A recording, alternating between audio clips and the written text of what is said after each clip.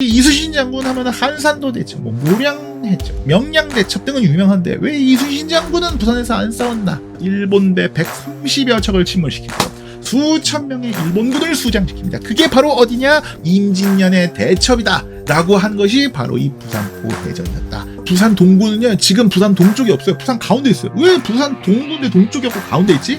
지금도 김해 공항은 부산에 있습니다. 부산이요, 세계에서 유일하게 유엔도 묘지가 있는 도시입니다. 영국이 우리나라 거문도 잠깐 점령 적이거든요. 이때 사망한 영국군의 유해도 아직 거문도에 묻혀 있습니다.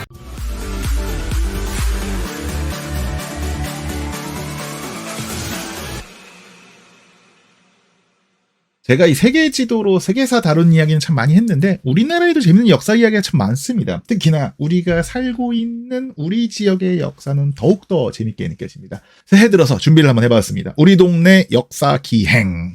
내가 사는 우리 동네에는 얼마나 재밌는 역사 이야기가 숨어 있는지, 너무 진지하지 않게, 너무 길지 않게 가볍게 아는 척할 수 있는 내용 한번 준비해봤습니다. 첫 번째 동네는요, 우리나라의 대한민국 제2의 도시, 바로 부산광역시입니다. 부산에는 참 정말 다양한 이야기가 있습니다. 그래서 이번 시간에요, 전부 다 다루지는 못해요. 그래, 딱 3가지 이야기만 한번 준비를 해봤습니다.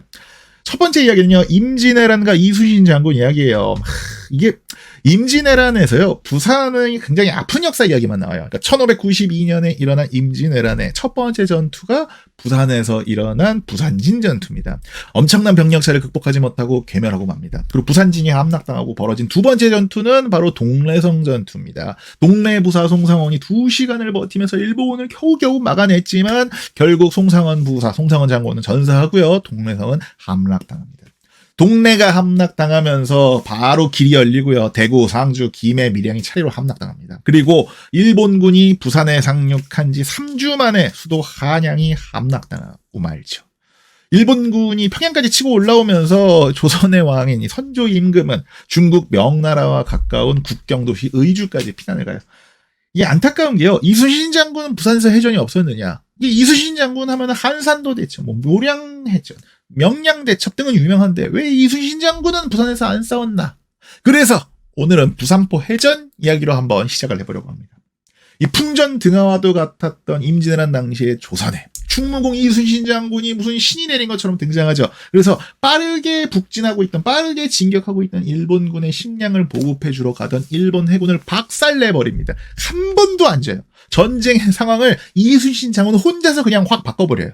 이순신 장군의 3대 해전 중에 한산도 대첩에서 그냥 아예 대승을 거둬버리면서요, 이미 일본 수군한테 이순신은 귀신 같은 존재가 돼요. 그래서 일본 자료들 보잖아요. 그러면은 이순신이 막 무슨 장풍을 쏘고 막 불이 나오고 막 이랬다, 이런 기록까지 있습니다. 그래서 조선을 침략한 이 도요토미 히데요시가 일본 수군한테 명령을 내립니다.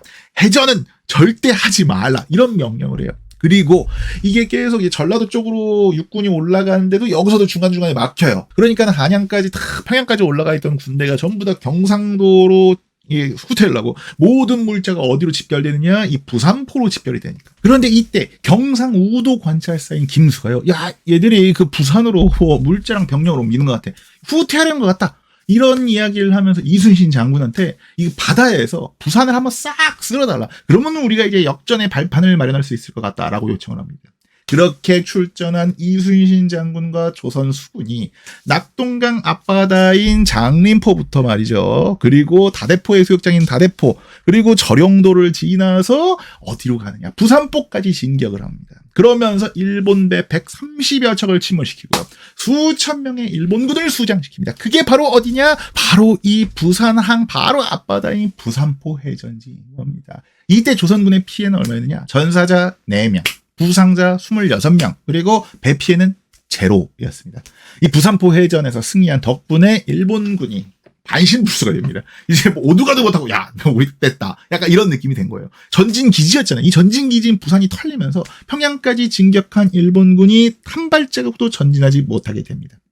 스스로에게도 아주 엄격하기로 유명했던 이 이순신 장군, 이 충무공은요, 유일하게 이 부산포 해전만큼은 매우 만족한다라고 하면서 임진년의 대첩이다 라고 한 것이 바로 이 부산포 해전이었다. 그게 바로 어디다? 이 부산 앞바다, 부산항 앞바다에서 벌어진 부산포 해전이었다. 요거 알아두시면 참 좋을 것 같습니다. 두 번째는요, 부산과 동래의 뒤바뀐 운명 이야기를 하려고 합니다. 이게 부산 분들은 참 많이 아시는 이야기일 거예요. 지금 부산은요, 대한민국 제2의 도시 부산광역시의 지명입니다. 동래는요, 부산광역시 안에 있는 자치구인 동래구의 지명이죠. 하지만 조선시대 때까지만 해도 이게 반대였습니다. 원래 동래가 더 큰 지명이었어요. 그러니까 부산이라는 지명은요, 원래요, 동래부 안에 있었던 항구, 포구였습니다. 아까 제가 보신 데 있죠? 여기가 부산항, 여기가 부산이었어요. 그냥 여기만. 그래서 부산지인도 요 어디 있어요. 부산지인. 여기서 주로 이제 일본과의 무역을 많이 담당했죠. 그러다가 1876년에 조선이 일본이랑 강화도 조약을 맺고 개항을 하죠. 그때 첫 번째 개항장이었던 이 부산포가 커지기 시작을 합니다. 그리고 일제강점기에는요, 아예요, 동래군에서 부산부만 독립을 내버립니다. 그게 지금의 중구, 동구, 영도구입니다. 그래서 부산 동구는요, 지금 부산 동쪽이 없어요. 부산 가운데 있어요. 왜 부산 동구인데 동쪽이 없고 가운데 있지? 이게 원래는 부산부 독립할 때의 동쪽이었어서 계속 지금까지도 동구라고 불리는 거예요. 근데 이게 부산에 산자 들어가잖아요. 기본적으로 부산에 산이 많고요. 쓸 땅이 별로 없어요. 그래서 1935년에 동래군의 땅을 뜯어서 합병을 합니다. 그게 지금의 서구, 남구, 부산 진구예요. 1942년에는요. 지금의 사하구, 수영구, 연제구, 해운대구, 동래구를 다 합세버려요. 이때 동래구는 자기와 이름이 같은 읍인 동래읍을 잃어버린, 그러니까 안고 없는 찐빵 신세가 돼버려요. 그러다가 경상남도 안에 있던 부산시가 1963년에 직할시로 승격이 되면서 동래의 땅인 사상구, 북구, 금정구도 다 가져와요. 그러니까 이때 사실 조선시대 동래군이었던 곳이 전부 다 부산이 되고요. 동래군은 원래 기장군이었던 것을 담당하게 되는 희한한 상황이 되는 거예요. 이후에 1970년대에 동래군이 폐지가 되고 양산과 부산에 각각 흡수가 되어 버립니다. 참고로 부산은요, 1978년에 이제 김해평야를 통째로 흡수하면서 김해평야는 물론이고 영업을 시작한 지 1년밖에 안 되는 김해공항을 빼앗겨요. 그래서 지금도 김해공항은 부산에 있습니다. 이걸 다 기억하실 필요는 없고요. 그냥 부산 서구는 부산 서쪽에 없다. 부산 동구는 부산 동쪽에 없다. 그 이유가 뭐냐? 부산이 점점 커지고 동래를 빼앗아 가면서 그 전에 서쪽에 있던 부산 도심의 서쪽과 동쪽의 지명만 남게 되었다. 요렇게 이해를 해주시면 좋을 것 같습니다. 세 번째, 마지막 이야기는요, 역시 6.25 전쟁 이야기를 한번 해봐야 될 것 같습니다. 부산이 6.25 전쟁 당시에 임시 수도 역할을 해왔기 때문에 안 할 수가 없죠. 그 중에 한 이야기를 한번 해보려고 하는데, 부산이요, 세계에서 유일하게 유엔군 묘지가 있는 도시입니다.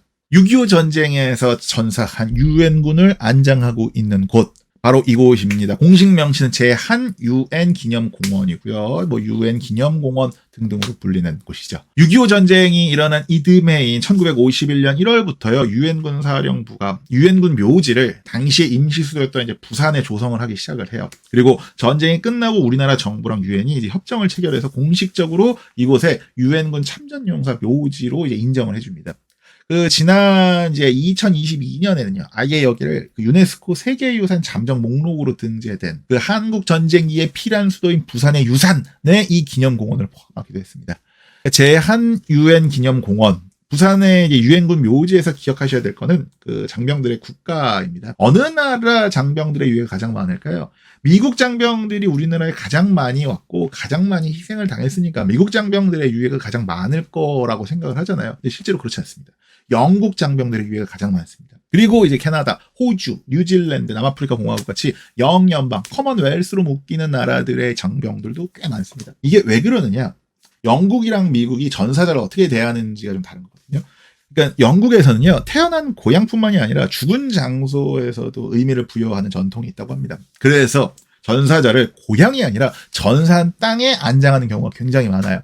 실제로 조선시대 구한 말에 영국이 우리나라 거문도 잠깐 점령 적이거든요. 근데 이때 사망한 영국군의 유해도 아직 거문도에 붙여 있습니다. 그러니까 영국과 문화가 비슷한 캐나다, 호주, 뉴질랜드 같은 다른 영연방 국가들의 장병의 유해도 마찬가지로 이 유엔 기념공원에 많이 붙여 있는 거죠. 근데 반대로요, 미국 같은 경우는 조국을 위해 싸우다가 사망한, 전사한 장병들의 유해를 무조건 본국으로 데려오는 전통이 있어요. 그래서 미국 장병의 유해는 거의 유엔 기념공원에 없습니다. 참고로 1951년과 54년 사이에 이 유엔 기념공원에 에는요, 유엔군 전사자가 한 11,000명 정도의 유해가 안장되어 있었다고 해요. 그런데 벨기에, 콜롬비아, 에티오피아, 그리스, 룩셈부르크, 필리핀, 태국 요 나라들 용사의 유해 전부, 그리고 그 외 국가의 일부 유해는요, 그들의 조국으로 이장이 돼서 현재는 11개국, 11개 국가의 2,300여 구의 유해만 잠들어 있습니다. 이렇게 간단하게 세 가지 역사 이야기를 한번 준비해 봤습니다. 앞으로도 뭐 그렇게 길지 않게, 그렇게 무겁지 않게, 그렇게 어렵지 않게 우리 역사 기행 함께 준비를 해보도록 하겠습니다. 다음엔 또 어디로 갈지 뭐 댓글로 남겨주시면은 그 지역 한번 가서 또 그 지역의 역사 이야기 그리고 뭐 지도로 함께 살펴보도록 하겠습니다. 그때까지 구독과 좋아요, 알림 버튼을 누르시고요. 지도로 역사 여행을 떠나듯이 역사로 동네를 산책하듯이 한 번 더 보세요. 그리고 두 번 더 보세요.